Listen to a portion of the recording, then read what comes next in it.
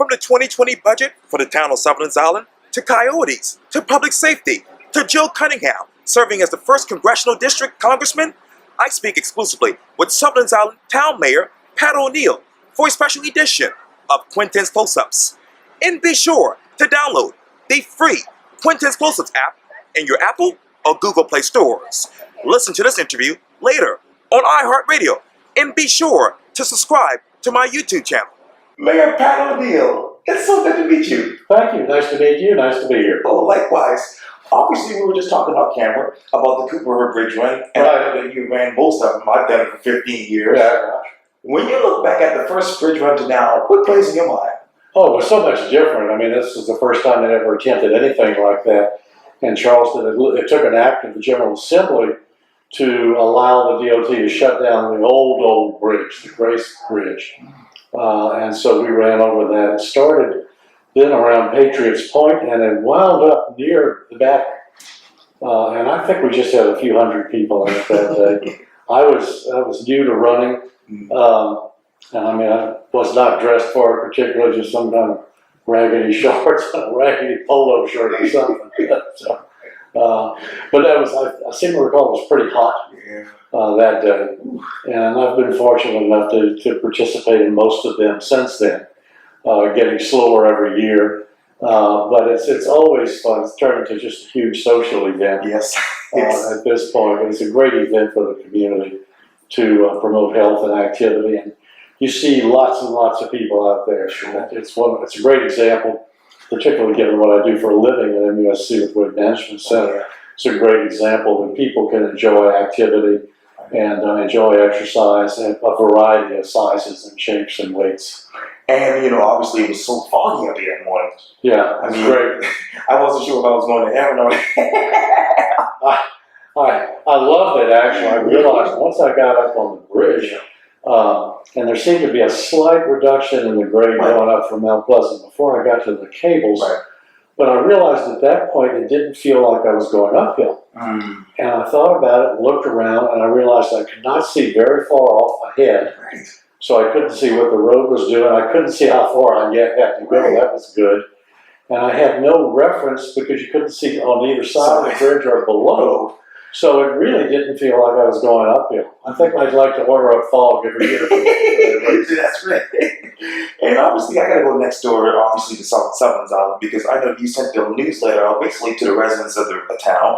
And I know that one of them you talked about in the newsletter, that is, you talked about one of the items, the budgetary matters matter. Yeah. You said this quote, "It's budget time at Town Hall. Council staff are in the midst of planning our town budget for the fiscal year 2020, which begins July 1st. This is an annual process of substantial importance for the town and its functions and priorities. Talk to me about those priorities right now in your mind, financially." Yeah, well, the number one priority, of course, is to have a balanced budget that is responsible, that covers the needs of the town for the coming year, and it covers, you know, the possibility of some unanticipated needs as well. But it's a way where people get to try to turn priorities into concrete happenings.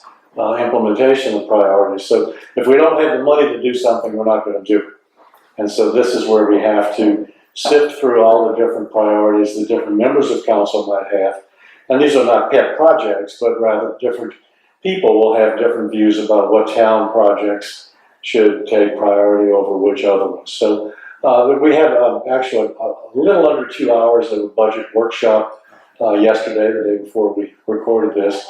Was very productive, and we all seemed to be on the same page. In the past year or so, we've made some big steps toward dealing with some long-needed capital improvements in our infrastructure. Sexy stuff like sewer mains and sewer plants, which have for a long time needed rehabilitating of one kind or another.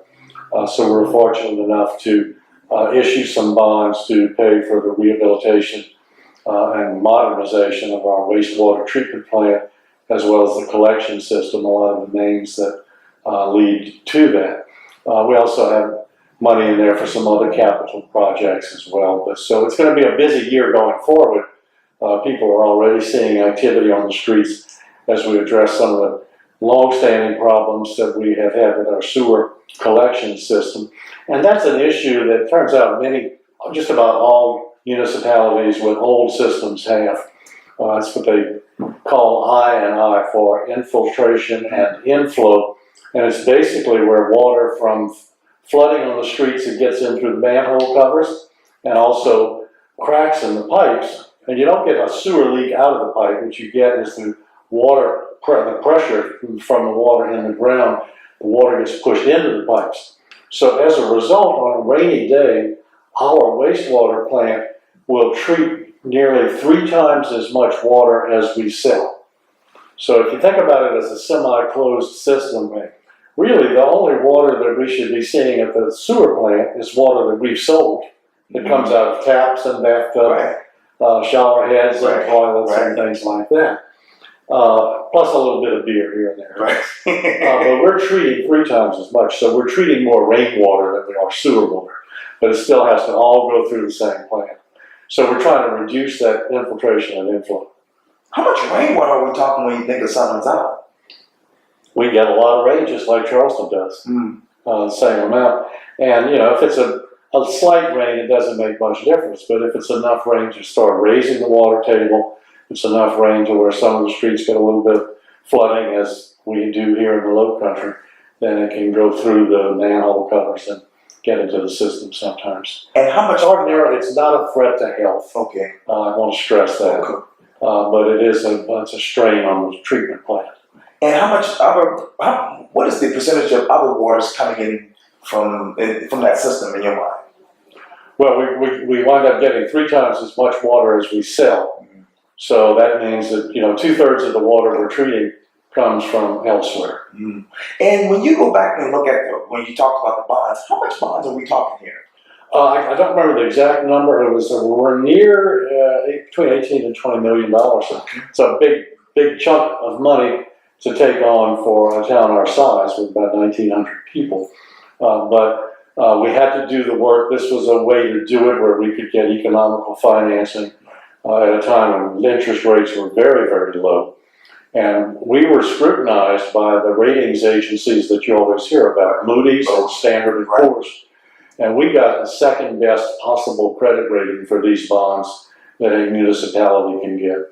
So it was real testimony to the great work that our staff does in keeping things on track, and the work of our current and former town councils as well. So we're trying to run a tight ship, and it's good to have outside accredited and credible authorities validate that.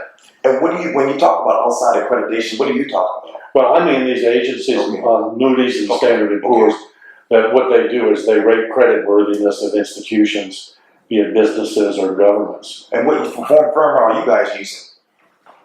Well, we had to get rated by both of them. Okay. And we went through a local law firm that specializes in bonds. Yeah. Cool. And you also said this too, obviously more to the point of financial health. Last year, the town issued installment purchase revenue bonds to finance long-needed capital improvements, particularly, as you mentioned, the wastewater collection and treatment system.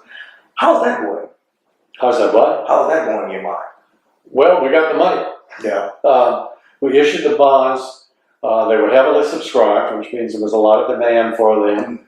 They went out at a very good interest rate. So with bonds, the more creditworthy the issuing institution is, the lower interest they have to pay to the people who would buy the bonds. So if you're going to buy a bond, basically you're giving somebody money and they're saying, okay, we'll pay you back over this period of time plus interest.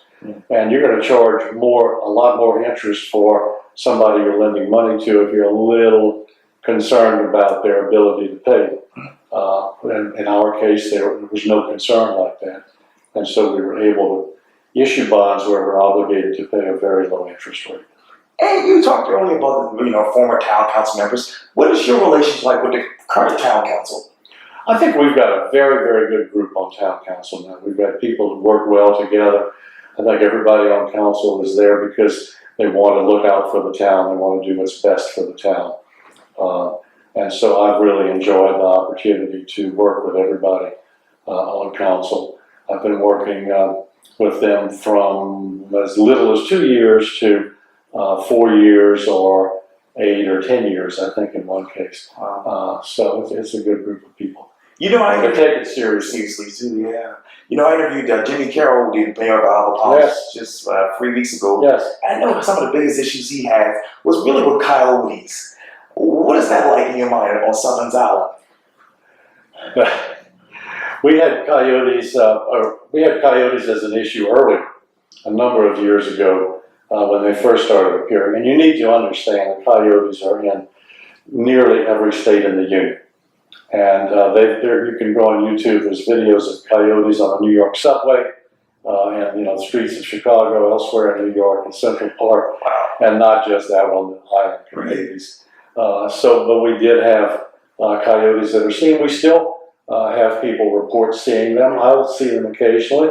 I live on the marsh. I'll hear them out on the little hummocks in the marsh sometimes. I'll see evidence that they've been around on the streets when I'm running, because I'll see the droppings that they leave behind. We always tell people that we're out there in the world with a lot of animals, and not just Sullivan's Island. That's pretty much true everywhere. And so we encourage people, keep your small animals inside, particularly at night, and keep your eye on them. Yeah. And I know something you're keeping your eye on is really about the latest with the plastic bag ban. Yes. Where are you in this discussion? Well, we've come out fully in support of the ability of communities to issue bans, and we did issue our own ban. We didn't jump in right away. One of the concerns I had was the vast majority of the plastic that winds up in the marsh and on the beaches is plastic that is issued from somewhere other than Sullivan's Island. So I felt like, if we're going to ban them, it ought to be in conjunction with a broader effort. And certainly our neighboring communities of Mount Pleasant, Isle Palms, I think Charleston, and many others have now said they're not going to allow the dispensing of single-use plastic bags. And so we, a number of months ago, passed our own ordinance, which did the same thing. We have exceptions when needed. You don't need to worry about your newspaper getting wet when it's delivered in the morning, because you can still have a plastic wrapper around that, and there's some others. But we're very concerned about just the amount of plastic that winds up in the marsh, ocean, beach. You talk about concerns, obviously summer's coming. What do you focus on? What's your concern right now when it comes to public safety on Sullivan's Island? Well, our population grows by several factors with summertime, because we'll have lots more people, probably 3 times more people on the island than we have population on a very busy summer day. And obviously we are responsible for maintaining safety on the entire island, regardless of how many people are there. So it takes extra staffing for our police department, for our fire and rescue people. We have beach service officers that we hire in the summertime to assist with enforcement of laws on the beach, and also just looking out for people who need assistance. We have a couple of people that we have to monitor parking, and it's not just to hang paper on windshields with tickets, but the reason we have the parking regulations is because we need to have the streets available to public safety vehicles if they have to go someplace. Because when they do have to go someplace, they have to go fast. For example, somebody in trouble out in the water. We need to get the fire and rescue people out to that area of the beach instantly, as possible. And obviously you've been a household name on Sullivan's Island as far as mayor. What is it like for you to be mayor of this magnificent town? It's a real privilege. It's a real privilege. I never would have expected to do this. Things happen. Never expected to be on council, but wound up doing that. Starting, I think about 18 years ago. Never had mayor on my list, but unfortunately Mike Perkins, who was my predecessor, died while in office of pancreatic cancer. And so it looked like it was, I used to laugh when I would hear politicians say, well, a number of my friends have encouraged me to run, asked me to run, and I would always roll my eyes at that. But it turns out it happens, because I know it happened to me. And so I was very successful in the first run, with some excellent support from neighbors and friends and supporters.